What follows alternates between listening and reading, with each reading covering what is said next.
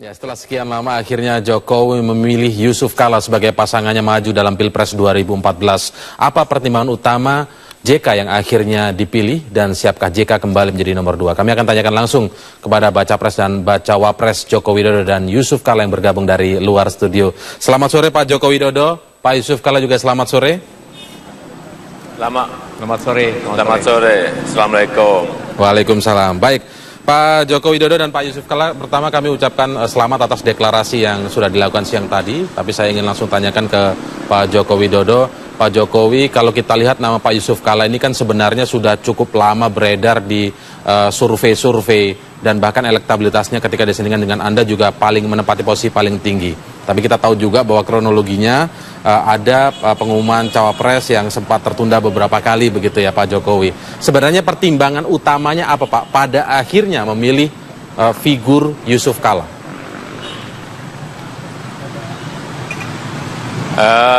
Bangsa ini mempunyai masalah-masalah yang besar, sehingga perlu penanganan, perlu kerja keras yang malam. Dan saya melihat Pak Yusuf Kala itu berada pada kandidat yang terbiasa dengan kerja keras, terbiasa dengan kecepatan, dan terbiasa dengan kerja siang malam. Kemudian yang kedua juga masalah proses. Ada proses memang yang kita lihat, kita juga mengamati elektabilitas, kita juga melalui pertimbangan-pertimbangan, melalui perenungan, konsultasi dengan seluruh partai pendukung, konsultasi dengan kiai-kiai juga, dan setelah melalui pertimbangan, perhitungan, perenungan, kita memutuskan cawapresnya adalah Bapak Haji Muhammad Yusuf Kala. Baik, ya Pak Jokowi. Sekarang saya beralih dan yang lain juga elektabilitas juga. Faktor elektabilitas juga menjadi poin penting yang dibahas hingga berhari-hari sampai pada akhirnya hari ini diumumkan begitu ya, Pak Jokowi ya. Iya betul. Iya betul, elektabilitas juga.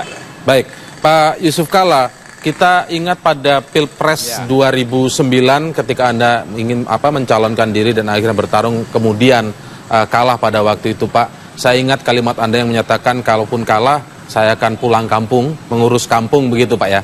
Tetapi kami ingin tanya sekarang, apa yang membuat Anda sekarang kemudian menerima tawaran dari seorang Joko Widodo untuk kembali maju dalam bursa Pilpres dan kali ini kembali seperti pada tahun 2004 Pak menjadi bakal calon wakil presiden?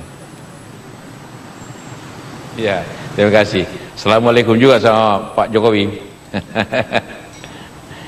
Jadi pertama, kampung saya setelah jadi wapres Indonesia, bukan lagi di Makassar saja, di seluruh Indonesia.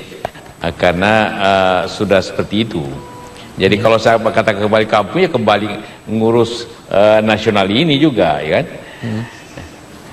Ya kemudian apabila kita berbicara kenapa, ya setiap kita ini kan mempunyai suatu tujuan. Tujuan kita itu ialah tentu memajukan bangsa, memakmurkannya, bagaimana membawa bangsa ini jauh lebih baik, lebih hebat. Itu tujuan kita semua. Nah, apabila kita mempunyai kesempatan yang baik untuk itu, tentu kita harus berkewajiban untuk ikut serta. Jadi kalau kita berada di sini, tentu yang pertama kita lihat apa tujuan kita, seperti tadi itu. Kemudian apa situasi kita dewasa ini? Nah, kemudian bagaimana menuju ke situ? Nah, itulah kita bersama-sama melihat keadaan sekarang untuk menuju itu. Itulah kita bersama-sama harus lakukan dengan membantu Pak Jokowi. Ya. Sebenarnya dalam menjelang Pilpres atau mungkin sebelum pemilu legislatif juga, nama Anda ini sebenarnya sudah sempat dilirik oleh beberapa partai lain atau seperti apa Pak Yusuf Kala? Dari awal memang ingin berhasrat untuk mendampingi Pak Jokowi atau sebenarnya ada keinginan lain untuk kemudian maju berkiprah lagi seperti 2009 atau seperti apa Pak JK? Ya kalau itu sih semua orang mempunyai suatu keinginan yang sama, cita-cita kebangsaan. Namun dalam cita-cita kebangsaan itu juga kita mempunyai satu pikiran bahwa dengan cara apa, karena akan cita-cita kebanggaan kita, cita-cita kemajuan. Iya. Tentu sayang kepada Ibu yang Baik. Baik, sayang sekali ada sedikit gangguan teknis ya dengan hubungan dengan Pak Yusuf Kalla. Pak Jokowi tahan dulu, Pak Yusuf Kalla juga tahan dulu. Nanti kita akan kembali membahas lagi karena kita ingin tahu bagaimana sebenarnya apa yang terjadi ketika Joko Widodo sempat bertemu dengan Ketua Umum Partai Golkar Abu Rizal Bakri di Pasar Gembrong beberapa hari lalu yang mengisyaratkan koalisi. Tapi ternyata hari ini kita tahu sendiri bahwa Golkar beralih ke poros yang lain. Apa pertimbangannya saat itu? Kita akan kembali membahasnya dalam Prime Time News sesaat lagi. Deklarasi bakal calon presiden dan bakal calon wakil presiden Jokowi dan Yusuf Kalla menuai berbagai harapan dan pendapat dari warga. Mereka berharap Jokowi dan Yusuf Kalla akan mengutamakan pemberantasan korupsi untuk membawa Indonesia maju. Positif, apalagi beliau dua-duanya seorang pengusaha, jadi saya kira Indonesia akan lebih bagus. Dan saya yakin satu putaran. Kalau saya tengok Jokowi, dia luar biasa, dia nggak seperti pemimpin-pemimpinnya yang gendut. Kalau menurut saya mungkin Jokowi, Mbak. Kalau Jokowi itu dilihat dari popularitasnya lebih tinggi, lebih banyaknya pendukung. Kalau aku paling penting poin yang pertama korupsi, pemberantasan korupsi, karena memang karena masa pemerintahan kemarin korupsi memang lagi merajalela benar, Mbak. Jadi harapan kedepannya lebih korupsi, lebih diberantas saja kalau untuk presiden yang akan datang. Baiklah, kita lanjutkan perbincangan di Prime Time News bersama bakal calon presiden dan bakal calon wakil presiden Joko Widodo Yusuf Kalla. Saya kembali ke Pak Jokowi terlebih dahulu sekarang. Pak Jokowi, kita tahu sekarang pilihan jatuh pada Pak Yusuf Kalla. Sebelum kita bicara lebih jauh tentang bagaimana konsep dua pasangan ini tentang bangsa Indonesia ke depan dan juga tentang membawa gerakan perubahan. Tapi yang ingin saya tanyakan terlebih dahulu, Pak, beberapa hari ini kan menyisakan misteri, Pak. Ada nama Yusuf Kalla, kemudian beredar juga nama Abraham Samad waktu itu. Bagaimana sebenarnya ceritanya nih Pak Jokowi? Ya memang ini kan dari kriteria kemudian nama-nama masuk. Nama-nama masuk kemudian tinggal 3. Setelah 3 terakhir tinggal 2. Dan diserahkan kepada saya untuk memutuskan.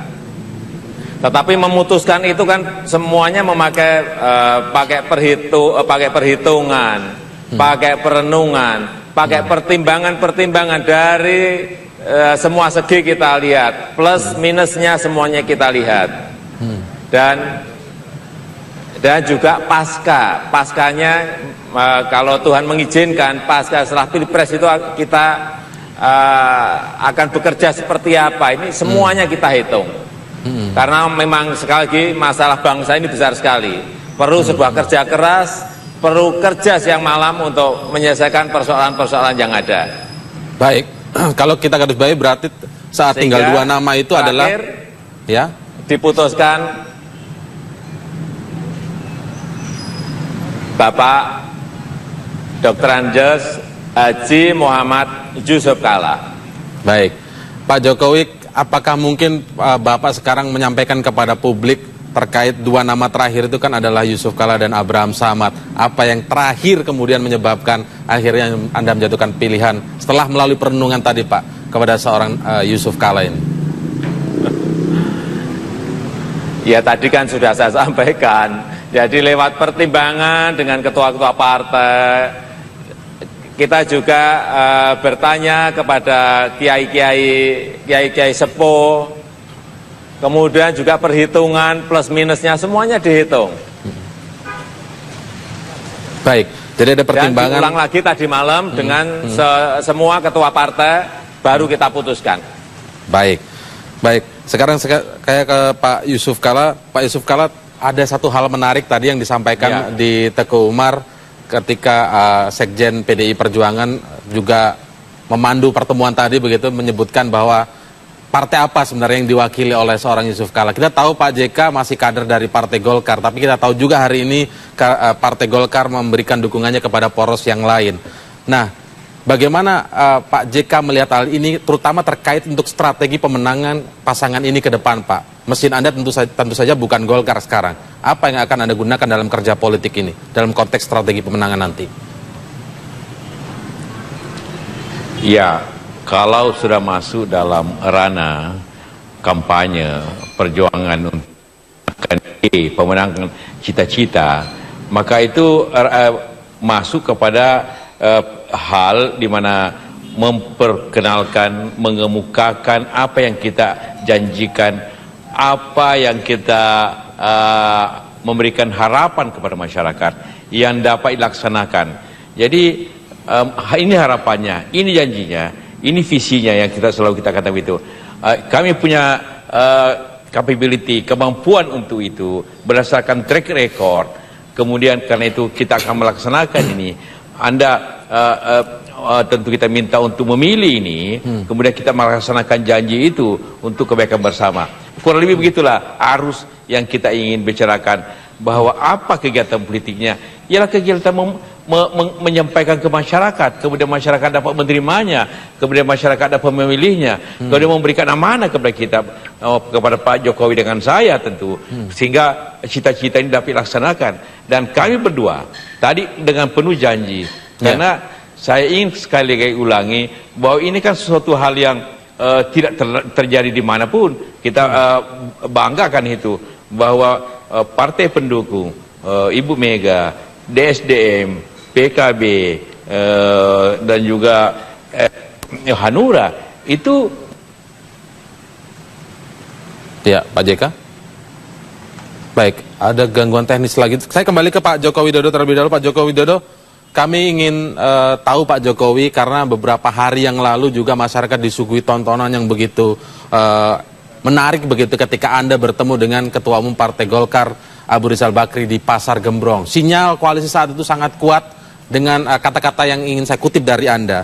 Kata-katanya adalah, ya kami bertemu di titik ini. Kalau bertemu di titik ini artinya apa? Jadi melemparkan memang pertanyaan kepada pewarta atau wartawan yang ada di sana. Saya ingin tanya ke Pak Jokowi, bagaimana kemudian Pak akhir kelanjutannya dengan Partai Golkar ini? Apa cerita di balik itu semua hingga akhirnya Golkar tidak jadi ke PDI Perjuangan? Ya kan sudah saya sampaikan, kita bertemu di Pasar Gembrong dan ini adalah titik temu. Tetapi ternyata tidak ketemu. Jadi bertemu di temu tapi belum tentu ketemu, dan begitu tidak ya? Ketemu tentu saja, iya tentu saja ada sebab-sebabnya, banyak sekali sebab-sebabnya. Ya tidak sambung lah, karena apa, ada permintaan dan kita tidak bisa memberikan, ya tidak ketemu. Oh jadi artinya di sini Partai Golkar maksudnya tidak sesuai dengan konsep yang ditawarkan PDI Perjuangan terkait dengan kerjasama tanpa syarat itu, Pak? Iya betul, karena memang kita sudah tekankan sejak awal, kerjasama ini kerjasama tanpa syarat. Tanpa syarat, kalau artinya sama sekali tidak membicarakan di awal begitu, Pak ya? Tidak ada sama sekali. Jadi kalau memang tidak mau dengan apa yang kita sampaikan, ya lebih baik saya kira ya tidak ketemu. Baik, terkait dengan bergabungnya Partai Hanura, yang terakhir apakah juga sepakat dengan kerjasama tanpa syarat yang seperti juga baru dideklarasikan kecil-kecilan begitu ya tadi pagi di Teguh Umar? Nanti dijawabnya Pak Jokowi. Kita akan bergabung lagi di Prime Time News usai jeda berikut ini. Tetaplah bersama kami pemirsa. Prime Time News akan kembali berbicara langsung dengan... Baik, kita kembali di Prime Time News. Saya akan kembali mewawancarai bakal calon Presiden Joko Widodo dan bakal calon Wakil Presiden Yusuf Kala yang bergabung dari luar studio. Saya kembali ke Pak Yusuf Kala sekarang. Pak Yusuf Kala, saya ingat sepanjang 2004, pemerintahan 2004-2009 begitu, Pak Yusuf Kala sebagai Wakil Presiden terlihat menjadi sosok yang begitu aktif, bahkan ada pihak juga yang menilai cenderung dominan. Nah, bagaimana Anda melihat dalam konteks sistem presidensial untuk bisa bergabung lagi kemudian sekarang dengan figur Joko Widodo di 2014 ke 2019. Apa yang Anda pelajari dari saat Anda berada di pemerintahan tahun 2004-2009 itu, Pak Yusuf Kala? Hal ialah menjalankan tugas itu bertugas dengan kemampuan APBN-nya dan kemampuan kebijakan dan menggerakkan masyarakatnya. Nah, kalau Anda mengatakan tadi 2004-2009 itu baik, tentu 3 hal itu baik. Tentu Anda bandingkan apa? Anda bandingkan mungkin keadaan sekarang yang tentu ya kita lihat daripada seluruh survei mengatakan bahwa tingkat kepuasan masyarakat itu rendah. Karena itulah maka pilihannya apakah kita melihatnya daripada perilaku atau perilaku dengan hasil. Kalau sekarang ini mungkin banyak hal yang menilainya ya bagaimana, tapi tugas saya membantu Presiden dulu dan nanti, dan untuk agar tercapai hasil itu, bahwa hasil itu baik, ya tentu ke seluruh rakyat tentu menikmati kebaikan itu. Saya justru tidak sebagai wakil pada waktu itu, justru tidak mendapat banyak hal. Buktinya saya cuma mendapat 12% daripada suara, nanti dibandingkan 60% presidennya. Jadi kita melihat bahwa yang paling pentingnya kita apa yang hasil kita untuk rakyat. Jangan dinilai, bukan hanya dinilai daripada bagaimana strukturnya itu. Apapun baiknya struktur itu, kalau tidak dicapai artinya kan rakyat kecewa. Baik, Pak Jokowi, saya ingin tanya juga pertanyaan yang sama. Jika melihat rekam jejak seorang Yusuf Kalla saat berada di pemerintahan pada 2004-2009 itu sosok yang aktif, bahkan sempat ada terpancar gitu ya, kegeraman bahwa adanya keputusan yang lamban diambil oleh seorang presiden saat itu.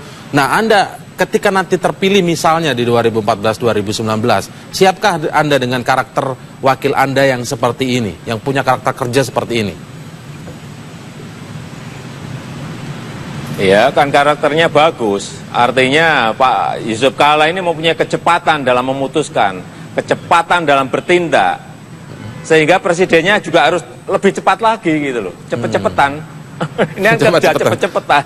Tetapi di dalam undang-undang itu kewenangannya sudah diatur. Nah, itu aja yang kita pakai. Nah, itu bagaimana mensolidkan hal-hal seperti itu, koordinasi agar tidak missing, ada hal-hal yang miss kemudian menjadi ramai di publik menurut wakil presidennya ini, menurut presidennya berbeda lagi, ada kegaduhan politik yang sempat tersaji pada waktu itu. Menurut Anda, apa yang akan dilakukan Anda untuk menjaga kuatnya sistem presidensial ini, Pak Joko Widodo? Ya, memang kita ingin memperkuat sistem presidensial agar betul-betul lurus dan kuat. Yang kedua, saya kira kalau komunikasi dengan Wapres itu bagus, setiap hari, setiap saat bisa telepon, setiap hari bisa ketemu, dan kita menyampaikan tindakan-tindakan jangka pendek, jangka sedang, saya kira nggak ada persoalan. Itu yang saya lakukan. Saya dengan wakil wali kota di Solo, Pak Rudi juga 8 tahun rukun-rukun saja, dengan karakter yang berbeda. Di Jakarta dengan Pak Wakil Gubernur, Pak Ahok juga sama, dengan karakter yang sangat berbeda juga. Saya kira kita saling mengejar, saling cepat, kerja cepat, untuk apa? Untuk menyelesaikan persoalan. Saya kira dengan Pak Yusuf Kalla juga sama. Kalau beliau pengennya cepat, ya saya pengen jauh lebih cepat. Nah, nanti kejar-kejaran untuk menyelesaikan persoalan-persoalan bangsa, masalah-masalah bangsa. Baik, iya Pak Jokowi, sebelum kita bertanya lagi ke Pak JK, karena mungkin masih ada gangguan teknis begitu, Pak Jokowi, saya ingin tanya lagi, sekarang kita mulai berbicara tentang apa yang akan Anda, paling tidak dari gambaran sekarang ini, belum secara detail mungkin, apa yang akan Anda lakukan bersama Pak Yusuf Kalla begitu ke depannya bagi bangsa Indonesia. Kita tadi wawancara beberapa warga, ada yang menitik beratkan sebenarnya kepada pasangan ini agar menyelesaikan permasalahan korupsi yang kian mengakar di Indonesia ini. Kira-kira dalam gambaran Anda, Pak Jokowi, apa yang akan Anda lakukan pertama kali, misalnya nanti Anda dipercaya oleh masyarakat untuk memimpin negeri ini? Membangun sistem. Sistem ini harus dibangun. Seperti yang sudah kita lakukan, baik di Solo maupun di Jakarta. E-budgeting, e-purchasing, kemudian cash management system, kemudian pajak online, kemudian izin-izin online, IMB online, dan ini akan preventif, akan menghilangkan dan mengurangi sebanyak-banyaknya adanya penyimpangan, korupsi. Baru tindakan yang kedua adalah penegakan hukum. Kalau sistemnya sudah dibangun baik, sistemnya sudah diperbaiki jadi bagus, tetapi masih ada yang main-main dengan sistem itu, ya penegakan hukum yang tegas. Baik, kita akan break kembali, nanti kita akan kembali lagi Pak Jokowi dan juga Pak Yusuf Kalla. Pemirsa tetaplah bersama kami. Baik, kita lanjutkan perbincangan di Prime Time News. Saya kembali ke Pak Joko Widodo yang merupakan bakal calon presiden dari PDI Perjuangan, Partai Nasdem, Partai Kebangkitan Bangsa, dan juga Partai Hanura. Baik, saya tanya sekarang Pak Jokowi, mungkin kita tahu bahwa apa yang pernah Anda sampaikan tentang kerjasama politik yang ramping. Publik ingin bertanya Pak, apakah sebenarnya setelah Pilpres nanti PDI Perjuangan dan poros ini masih tetap membuka tangan bagi partai lain untuk bergabung atau tidak?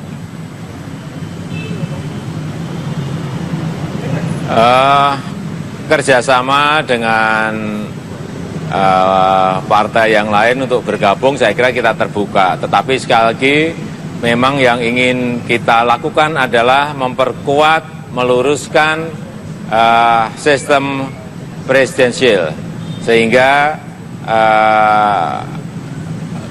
pilihan kita memang kemarin adalah koalisi yang memang ramping dan mempunyai semangat yang sama, sehingga kita sampaikan kerjasama tanpa syarat. Tetapi kalau misalnya nanti setelah menang ada yang ingin bergabung, saya kira juga masa kita jangan gabung, kan nggak bisa. Tapi kalau Anda lihat sendiri sebenarnya tetapi misalnya dengan catatan, tetapi dengan catatan. Catatannya apa saja Pak Jokowi? Ya catatannya, kalau gabungnya belakangan ya catatannya mesti ada dong. Baik, maksudnya apakah ini berbicara tentang kursi di kementerian atau seperti apa? Catatan belakangan itu seperti apa maksudnya Pak? Ya itu kan nanti akan kita bicarakan setelah 9 Juli. Tetapi tidak dengan cara-cara yang lama, tidak dengan tradisi-tradisi yang lama. Artinya ada kriteria, ada memasukkan nama, kemudian menentukan nama siapa yang memang punya kompetensi, punya kemampuan, punya integritas yang baik untuk mengisi sebuah jabatan.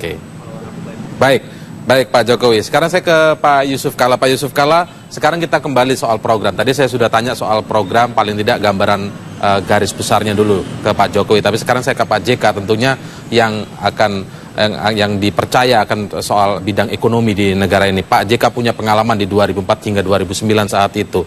Tetapi yang menarik saya tanyakan adalah, kita tahu PDIP pada waktu 2004-2009 juga sudah menjadi partai di luar pemerintahan untuk mengganti kata oposisi tentunya. Di situ ada Anda di dalam pemerintahan. Nah, ketika Anda sekarang bergabung dengan PDI Perjuangan, kira-kira apa atau visi ekonomi seperti apa yang menurut Anda pernah Anda lakukan tapi cocok dengan apa yang divisikan oleh PDI Perjuangan kira-kira? Mau dibawa kemana ekonomi kita paling tidak, Pak JK? Ya, seperti yang selalu banyak dibicarakan bahwa konsep ekonomi PDIP tercermin dalam Trisakti, yaitu berdikari dalam bidang ekonomi. Artinya suatu bangsa harus kuat sebenarnya, karena hanya bangsa ekonominya kuat yang dapat berdikari. Tidak ada bangsa yang lemah ekonominya dapat berdikari. Karena itu apakah memenuhi kebutuhan pokoknya dan juga yang lainnya. Nah, kalau Anda lihat apa yang kita lakukan pada zaman saya di pemerintahan, sebenarnya sangat sama. Kita membuat swasembada pangan 2089. Seluruh sistem itu harus didahulukan produksi dalam negeri, apakah itu infrastruktur, kita bicara katakanlah airport, semua harus buatan dalam negeri, kita bicara alutsista, kita dahulukan dalam negeri. Itu kan artinya suatu sikap atau keinginan kita agar kita berdikari sebenarnya, bahwa sebagian sudah dicapai, masih ada yang belum dicapai. Itulah tantangannya dewasa ini. Baik, itu yang membuat ada kesamaan dengan seorang Joko Widodo dan juga Partai Demokrasi Indonesia Perjuangan, begitu ya Pak Yusuf Kalla? Kita mempunyai, dengan Pak Jokowi tadi sudah jelaskan, kami juga mempunyai background yang sama. Bagaimana meningkatkan resources nasional menjadi suatu kenyataan. dengan berbagai usaha. Kan semua pengusaha itu yang berbicara di sektor real selalu berbicara bagaimana memanfaatkan resources nasional menjadi kekuatan ekonomi nasional. Jadi itulah saya kira kebersamaan kita, cita-cita kita untuk bangsa ke depan ini. Baik, terima kasih atas waktunya. Nanti kita tunggu bagaimana langkah ke depan pasangan Joko Widodo dan Yusuf Kala ini. Kita nanti akan coba untuk wawancara lagi dengan Pak Jokowi dan Pak Yusuf Kala. Terima kasih Pak Joko Widodo dan Pak Yusuf Kala. Selamat malam.